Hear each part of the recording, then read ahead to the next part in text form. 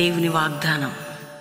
ఈ ఉదయకాల సమయంలో ఈ దినం దేవుని వాగ్దానం అనే చక్కటి ఆత్మీయ కార్యక్రమానికి ప్రేమతో ఆహ్వానిస్తూ ఎలా ఉన్నారు? బాగున్నారా? పొద్దున్న లేచారా? ఉదయకాల ప్రార్థన, ఉదయకాల ఆరాధన, ఉదయకాల ధ్యానం మీ అందరి కోసం 50 దినాలు శక్తివంతంగా జరుగుతున్నాయి. దేవుడు ఎంతో బలంగా నడిపిస్తున్నాడు. కృప వెంబడి కృపను చూపుతున్నాడు. ఈరోజు మీ కండిషన్ ఎలా ఉన్నా, మీ స్థితిగతులు ఎట్లున్నా, మీ పోరాటాలు ఎట్లున్నా, మీ ఆర్థిక ఇబ్బందులు ఎట్లున్నా, మీ బంధకాలు ఎట్లున్నా, దేవుడు నిన్ను ప్రేమిస్తున్నాడు. దేవుడు నిన్ను విడిపిస్తాడు. దేవుడు నిన్ను కాపాడుతాడు. దేవుడు నిన్ను భద్రపరుస్తాడు. దేవుడు నిన్ను లేవనెత్తుతాడు. దేవుడు ఆయన కనికరం నీపై చూపబోతున్నాడు. కాబట్టి ధైర్యంగా ఉండండి. రెండో విషయం, ఎంతమందికి రక్షణ లేదు. యేసు రక్షకుడు. నీకోసం ప్రాణం పెట్టిన యేసుకు నీ హృదయాన్ని, నీ జీవితాన్ని యేసుకివ్వు. ఈరోజు ఒక్క మాట చదువుతున్నాను. యోబు గ్రంథం 42వ అధ్యాయం 12వ వచనం. యెహోవా యోబును మొదటి ఆశీర్వదించిన దానికంటే మరి అధికముగా అతనిని ఆశీర్వదించను.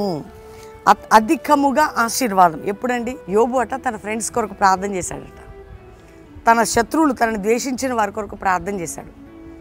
ప్రార్థన చేసేవారికి అంత ఆశీర్వాదం ఉంటుంది. అందుకే మీ అందరినీ 50 దినాలు రండి అనేది. ఎప్పుడు కూడా ప్రార్థన చెయ్యండి, మీ ఇళ్లలో, మీ కుటుంబాల్లో, మీ జీవితాల్లో అనేది. మొదటి కంటే అధికముగా ఆశీర్వాదం.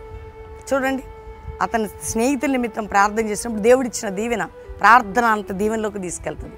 అందుకే మీరందరూ దేవునితో కనెక్ట్ అవ్వాలి. ఆత్మీయంగా ఎదుగుదల కొరకు, అన్నిటి కొరకు ప్రార్థన చేయాలి, ప్రభుతో మాట్లాడాలి. అర్థమైందా? దేవునితో మాట్లాడుతున్నప్పుడు ధైర్యం తెచ్చుకో. ఎంతమంది వాగ్దానం వింటున్నారో నిజంగా రిసీవ్ చేసుకోండి. మొదటి కంటే అధికముగా నేను నిన్ను ఆశీర్వదించేదని ఈ వాగ్దానాన్ని ఎత్తిపట్టి ప్రార్థన చేయి. ఈ వాగ్దానం అందరికీ షేర్ చేయి.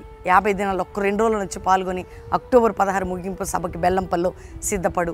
దేవుడి ఈ మాటని మీ అందరి పట్ల నెరవేర్చును గాక. ప్రార్థన చేసుకుందాం. తండ్రి, ఉదయకాలం ఎంతమంది బిడ్డలు ఈ వాగ్దానం రిసీవ్ చేసుకున్నారో, రక్షణ లేని వారికి రక్షణ, రోగులకి స్వస్థత, వ్యాధిగ్రస్తులకు విడుదల, పాపంలో, శాపంలో, నిందల్లో, గాయాలతో, అవమానాలతో, పోరాటాలతో, సమస్యలతో ఉన్న వారికి క్షేమము, భద్రత, రక్షణ అన్నిటినీ మీరు అనుగ్రహించండి. అంతేకాక ఎవరెవరు ఏ కండిషన్లో ఉన్నా విడిపించి, అయ్యా వారు ఉన్న స్థితి నుంచి విడుదల దయచేయండి. ఏ రోగములున్నా స్వస్థపడి, ఏ దేశంలో నుండి వాగ్దానం వింటున్న వారి సమస్యలు ఏంటి, వారి బాధలు ఏంటో అయ్యా వారికి విడుదల దయచేయండి. మా యొక్క దేశముని రక్షణ దయచేయండి. మా యొక్క సేవకులు, సంఘాలు ఆత్మ బలంతో నింపబడి ముందుకు సాగాలి.